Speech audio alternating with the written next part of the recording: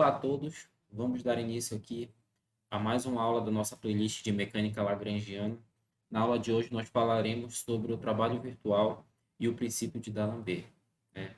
Para a gente começar a falar sobre trabalho virtual, nós precisamos falar o que é uma força de vínculo, porque o trabalho virtual ele é definido como o produto escalar entre uma força de vínculo e um deslocamento virtual. Na verdade, não precisa ser necessariamente uma força de vínculo, né? Qualquer força escalar com o deslocamento virtual. Então vamos lá. Para a gente começar a falar de trabalho virtual, a gente precisa falar um pouco sobre as forças de vínculo. Essas forças são aquelas forças que reagem ao movimento de uma partícula com a função de assegurar as restrições geométricas e cinemáticas conforme o tempo for avançando. Na maioria dos casos fisicamente interessantes, o trabalho virtual é nulo. Como exemplo aqui, a gente pode dizer que se a gente tem uma superfície idealmente lisa, e aí a gente tem uma partícula que está restrita a se mover nessa superfície, de tal forma que, por conta dessa superfície ser idealmente lisa, a força de contato entre a partícula e essa superfície não possui componente tangencial à superfície. Então, a força de contato ela só vai ter uma componente aqui normal a essa superfície. O trabalho virtual dessa força de contato, ou seja, o produto escalar dessa força de contato com o deslocamento virtual vai ser nulo. Então, nós vamos resolver um exemplo aqui. Duas partículas que se movem unidas por essa haste rígida aí, né?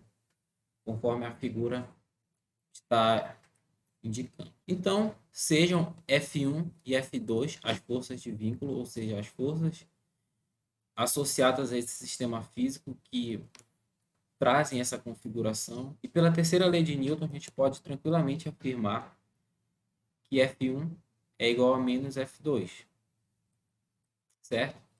Agora vamos aplicar o trabalho virtual a essas duas forças, né? Bom, primeiramente o trabalho virtual, ele é denotado desta maneira aqui, como ΔW. Alguns livros utilizam esse índice V, eu vou manter aqui. O trabalho virtual é F1 escalar com deslocamento virtual referente à força 1, né? Mais F2 escalar com ΔR2.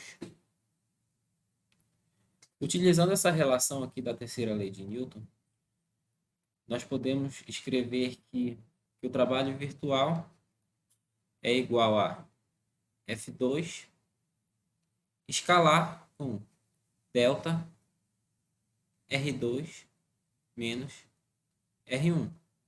Eu basicamente, entre aspas, coloquei em evidência aí o operador delta, tá? E aqui eu defino, né, R como sendo essa diferença aí, R2 menos R1. Então, só para a gente escrever de maneira mais clara, delta, trabalho virtual, é igual a F2 escalar delta R. Agora uma observação importante é aqui, F2 e R, eles são colineares. Isso significa que eles são paralelos. Se eles são vetores paralelos, eu posso muito bem escrever o vetor F2 em termos de R, né? Então, eu posso escrever F2 vezes lambda R, né? A equação de vínculo desse sistema, ela é dessa forma. F de R e T, que é igual a R ao quadrado, menos L ao quadrado, que é igual a zero. É um vínculo holônomo, tá? O nosso objetivo aqui é encontrar que o trabalho virtual dessa força de vínculo é zero. Para isso, nós vamos ter que voltar na nossa primeira aula e aplicar o diferencial aqui nessa equação de vínculo. E de lá nós vamos tirar um argumento para provar que esse trabalho virtual é zero. Então vamos aplicar esse diferencial aí. Delta f de r e t é igual a f de r e t mais o gradiente de f escalar delta r. Tudo isso é igual a zero porque, como nós vimos na última aula, esse deslocamento virtual ele deve ser consistente com os vínculos, né? Então, já sabemos que f de rt, que é a própria equação de vínculo, ela é igual a zero. Para que essa igualdade seja válida, esse termo aqui tem que ser igual a zero. É isso aqui que nos interessa. Então, o gradiente de f escalar ΔR é igual a zero. Mas quem é o gradiente de f? Sabemos que f de rt é igual a r ao quadrado menos L ao quadrado. O gradiente disso aí é simplesmente 2R.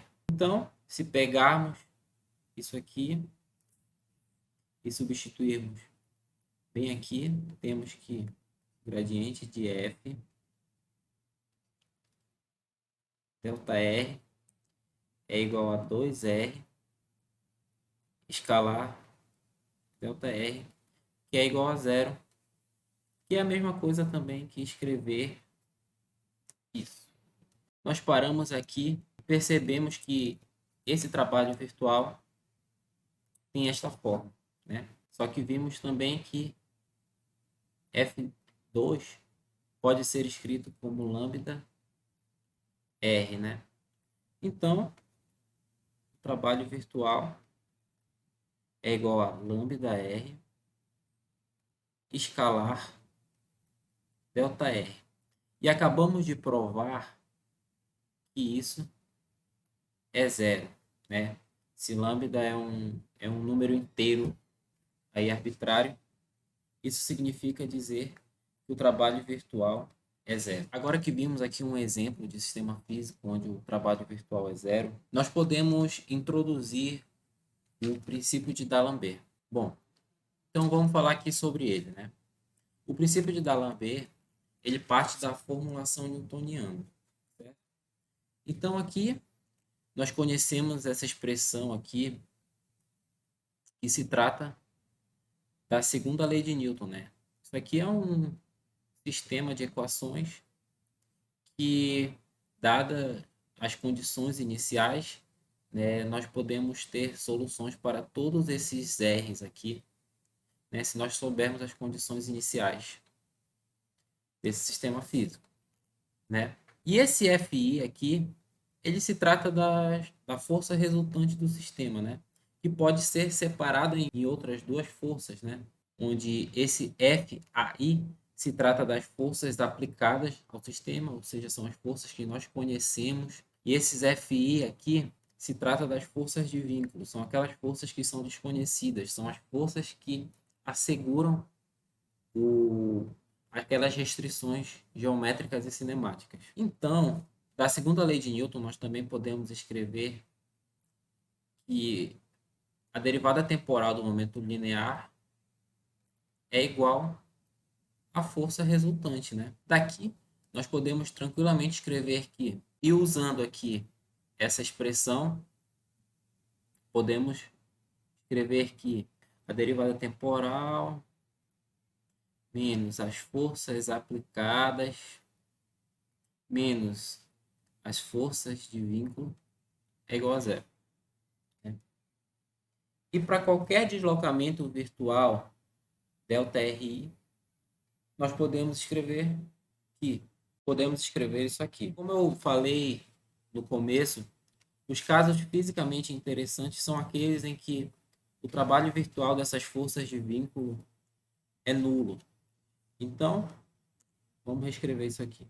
E essa expressão trata-se do princípio de D'Alembert. O princípio de D'Alembert já é um grande avanço com relação à segunda lei de Newton, porque ele já exclui, né, todas aquelas forças de vínculo. A gente não precisa trazer para o nosso problema a análise dessas forças para que a gente possa encontrar as equações de movimento do nosso sistema estudado. Ou seja, ele não faz nenhuma referência a essas forças de vínculo. Com isso, vamos resolver um exemplo aqui. Um exemplo muito interessante de se falar é a máquina de H-Wood, né? Onde a gente tem aqui um sistema físico, a gente tem uma roldana que carrega dois blocos. De um lado da roldana, a gente tem um bloco suspenso por um fio, né? Esse bloco tem massa M1. E do outro lado, a gente tem outro bloco suspenso por um fio de massa M2, né? Onde a gente tem x1 e x2 como a distância, né? Do centro da roldana até o bloco, né? Respectivamente. Então vamos aplicar o princípio de D'Alembert. Para aplicar esse princípio, a gente primeiramente tem que escrever que R1, ou seja, o vetor posição do bloco 1, ele pode ser escrito como x1 e de maneira análoga, o vetor posição do bloco 2 pode ser escrito como x2 i. E a equação de vínculo da máquina de H-Wood, ela é x1 mais x2, que é igual a L. Essa equação de vínculo assegura que esse fio não é extensível. Então, aqui a gente já vê claramente a função dessa equação de vínculo, né? Ela traz uma restrição do nosso sistema físico para assegurar algumas características dele. Então, podemos escrever essa equação de vínculo dessa maneira. Para que a gente encontre, né, os nossos elementos de deslocamento virtual, nós aplicamos a variação, a operação variação aqui nessa equação de vínculo. Então, a gente vai ter que delta x1